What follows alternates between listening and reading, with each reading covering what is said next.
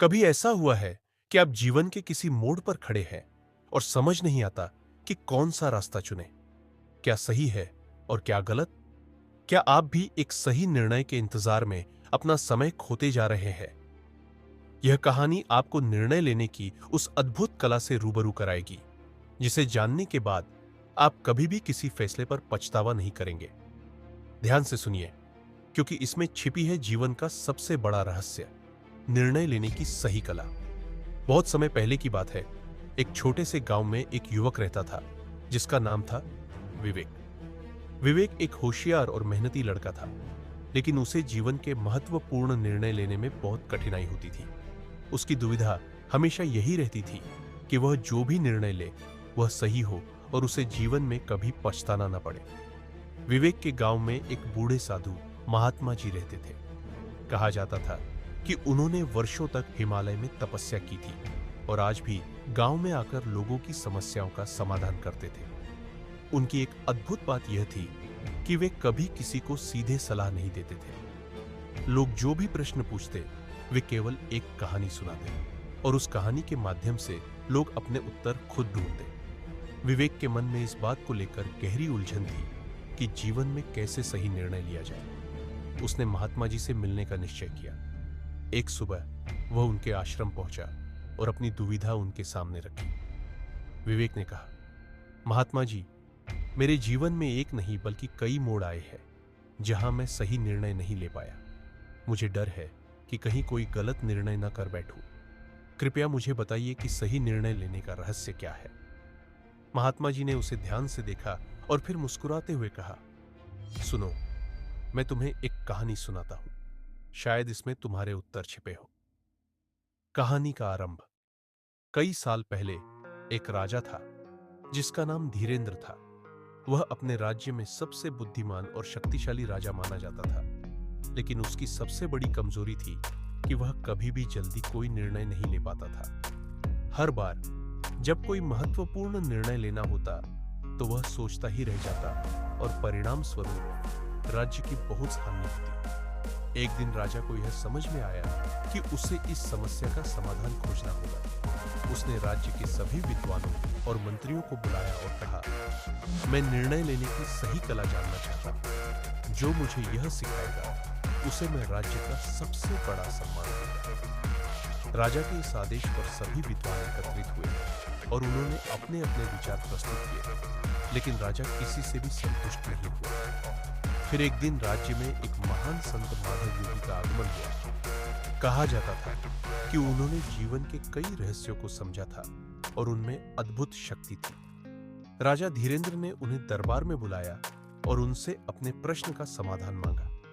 माधव योगी ने राजा से कहा, यदि आप सच में निर्णय लेने की कला सीखना चाहते हैं, तो आपको एक यात्रा करनी होगी। इस यात्रा में आपको अपने निर्णयों की सही परख होगी। यदि आप सफल हुए, तो आपको अपनी समस्या का समाधान मिल जाएगा। राजा ने बिना समय गंवाए अपनी यात्रा की तैयारी की। माधव योगी ने राजा को एक रहस्यमय जंगल की ओर जाने को कहा, जहां वह एक अजीबोगरीब जगह पहुंचेंगे, जिसे निर्णय की गुफा कहा जाता था। यात्रा का रहस्य। राजा धीरेंद्र और उसकी सेना घने जंगलों में चल पड़ी। कई दिन बीत गए और वे एक दिन उस गुफा के पास पहुंचे। गुफा के द्वार पर लिखा था, प्रवेश से पहले सावधान रहो, क्योंकि यहां लिए गए निर्णय तुम्हारा भविष्य निर्धारित करेंगे। राजा ने अपनी सेना को गुफा के बाहर छोड़ दिया और अकेले अंदर प्रवेश किया। गुफा के अंदर घना अंधेरा था और राजा को बस अपनी धड़कनों की आवाज सुनाई दे रही थी। कुछ समय बाद गुफा के अंदर की हवा में बदलाव आया और अचानक एक बूढ़ा साधु प्रकट हुआ। साधु ने राजा से कहा, तुम यहां क्यों आए हो धीरेंद्र? राजा ने कहा, मैं निर्णय लेने की कला सीखने आया हूं। मैं हमेशा निर्णय लेने में असमर्थ रहता हूं और इस कारण मेरे राज्य को बहुत नुकसान हुआ है। कृपया मुझे मार्ग दिखाइए। साधु ने गंभीर स्वर में कहा, यह गुफा निर्णय लेने का स्थान है, लेकिन यहां हर निर्णय के साथ तुम्हारे सामने एक परीक्षा होगी। तुम तैयार हो? राजा ने साहस जुटाया और कहा, हाँ, मैं तैयार हूं। पहली परीक्षा। साधु ने राजा को एक छोटी सी टोकरी दी और कहा, तुम्हें इस टोकरी में से केवल एक फल उठाना है। इस फल से तुम्हारे जीवन के अगले निर्णय का रास्ता तय होगा। राजा ने टोकरी में देखा, उसमें 2 फल थे, एक हरा और एक लाल। राजा को समझ नहीं आया कि कौन सा फल सही है। उसने साधु से पूछा, मुझे कैसे पता चलेगा कि कौन सा फल सही है? साधु मुस्कुराया और कहा, यही तो निर्णय लेने की कला है। जीवन में हमेशा सही और गलत के बीच चुनाव होता है, लेकिन सही क्या है, यह तुम्हारे अनुभव, विवेक और आत्मविश्वास पर निर्भर करता है।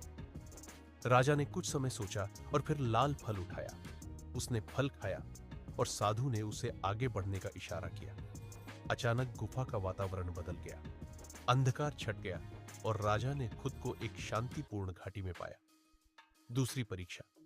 अब राजा एक नदी के किनारे खड़ा था।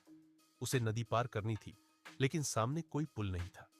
नदी के पानी में बहाव बहुत तेज था और एक छोटी सी नाव नदी के किनारे बंधी हुई थी। साधु फिर प्रकट हुआ और बोला, तुम्हें निर्णय लेना है। क्या तुम इस नाव से नदी पार करोगे या नदी के किनारे चलकर कोई और रास्ता खोजोगे? राजा ने गहरी सांस ली। नाव पुरानी और कमजोर दिख रही थी, लेकिन नदी के तेज बहाव के कारण अन्य कोई रास्ता भी सुरक्षित नहीं लग रहा था। राजा ने सोच विचार किया और फिर साहस जुटाकर नाव में सवार हो गया। जैसे ही उसने नाव को चलाना शुरू किया, नदी का बहाव और तेज हो गया, लेकिन उसका ध्यान स्थिर रहा। वह बिना विचलित हुए अपने निर्णय पर टिका रहा और अंततः उसने सुरक्षित नदी पार कर ली। अंतिम परीक्षा। राजा अब गुफा के सबसे गहरे हिस्से में था, जहां साधु फिर से प्रकट हुआ। साधु ने कहा, तुमने अपने निर्णयों से कई बाधाओं को पार कर लिया है, लेकिन अंतिम परीक्षा सबसे कठिन है। तुम्हारे सामने 2 रास्ते हैं। एक रास्ता तुरंत तुम्हें तुम्हारी मंजिल पर पहुंचा देगा, लेकिन वह रास्ता कठिनाइयों से भरा है। दूसरा रास्ता आसान और सुंदर दिखता है, लेकिन वह तुम्हें कहीं नहीं ले जाएगा। अब निर्णय तुम्हारा है। राजा ने दोनों रास्तों की ओर देखा। पहला रास्ता खतरनाक और चुनौतीपूर्ण दिख रहा था, जबकि दूसरा रास्ता आरामदायक और मोहक था। राजा ने गहराई से सोचा। उसे समझ आ गया कि जीवन में सही निर्णय हमेशा सरल नहीं होते।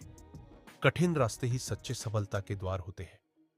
राजा ने कठिन रास्ता चुना।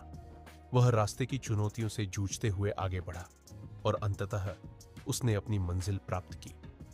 वहां पहुंचते ही गुफा का सारा रहस्य खुल गया। साधु ने उसे आशीर्वाद देते हुए कहा, तुमने सही निर्णय लिया। सही निर्णय लेने की कला धैर्य, साहस और आत्मविश्वास पर आधारित होती है। कोई भी निर्णय सही या गलत नहीं होता, बल्कि उसे सही बनाता है तुम्हारा दृष्टिकोण। विवेक ने महात्मा जी की इस रहस्यमयी कहानी से यह सीख ली कि जीवन में हर निर्णय एक चुनौती है। सही और गलत का निर्णय हमें अपने अनुभव और आत्मविश्वास से लेना होता है। जितना हम स्वयं पर भरोसा करेंगे, उतना ही हमारा निर्णय हमें सफल बनाएगा। अगर आपको इस कहानी ने एक नया दृष्टिकोण और प्रेरणा दी है, तो ऐसी और भी अद्भुत बौद्ध कहानियों और जीवन के रहस्यों को जानने के लिए हमारे चैनल को सब्सक्राइब करें।